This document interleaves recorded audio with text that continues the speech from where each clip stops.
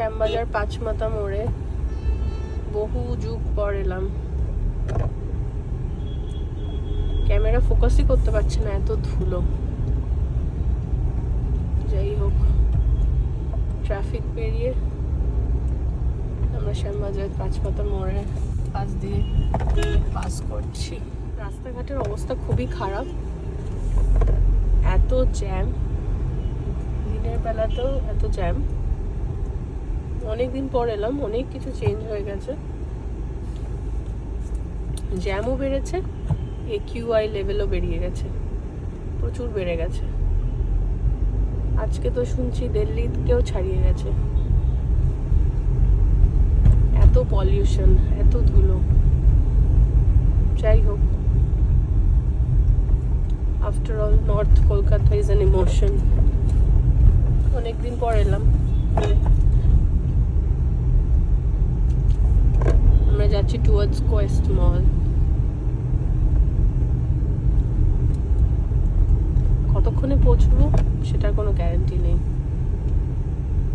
আমরা বেরিয়েছি প্রায় 1:45, এখন বাজে 2:22। প্রচুর জ্যাম রাস্তায়। দেখা যাক কখন আমরা পৌঁছাই। হাফ অ্যান আওয়ার তো দেখাচ্ছে এস্টিমেশন। মাস্ক পরে ট্রাভেল করছি গাড়ির মধ্যে। জাস্ট ইমাজিন, গাড়ির কাঁচ বন্ধ, তাও ধুলো নাকের মধ্যে আসছে, এত অবস্থা খারাপ।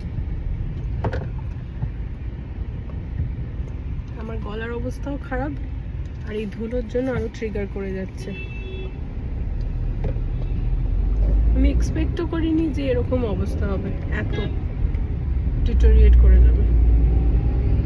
এনিওয়েজ,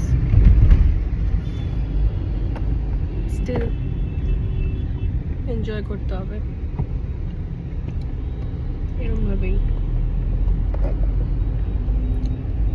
এখানে ড্রাইভ করে কেমন লাগছে? ট্রাফিক একটু ম্যানেজড হলে রাস্তা তো ভালো আছে, কিন্তু traffic is unmanaged. Exactly, traffic is really unmanaged. যে যেখান দিয়ে পাচ্ছে ঢুকে যাচ্ছে মেন রাস্তায়। বাইক তো মানে প্রচুর বাইক, এন্ডলেস বাইক, সবাই বাইক নিয়ে বেরিয়ে পড়েছে। মানে এত ডিসঅর্গানাইজড যে কোনো লাইন মেনটেন কেউ করে না এখানে। এটাই একটা প্রবলেম। সবার তারা, সবাইকেই আগে যেতে হবে, কেউ ট্রাফিক মানে না। তোমরাও কি এরকম সেম ফেস করো ফ্রাস্ট্রেশন যখন তোমরা ড্রাইভ করো?